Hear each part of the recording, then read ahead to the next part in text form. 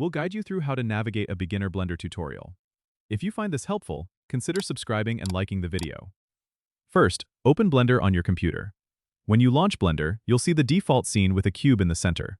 To start exploring, click on the cube to select it. You'll notice the selection outline around the cube. Over on the left, there's a tool shelf where you can choose different tools to manipulate your objects. For instance, click on the Move tool to see arrows appear around the cube.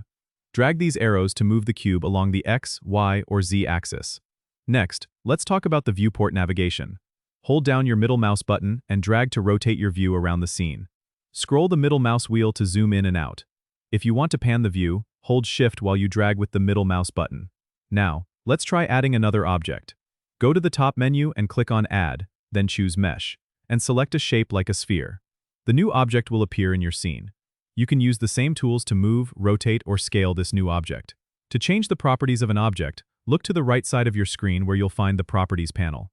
Click on the Object Data tab, which looks like a green triangle for mesh objects, to see options specific to the shape. Let's talk about basic rendering. Click on the Render Properties tab on the right, and here you can adjust settings like the render engine. For beginners, it's best to stick with Eevee for fast rendering. When you're ready to see your scene in full quality, go to the top menu, click Render, and choose Render Image. This will open a new window showing your rendered image. Experiment with these tools and settings to get familiar with Blender's interface. With practice, navigating and creating in Blender will become second nature. Don't forget to subscribe and comment if this helped you out.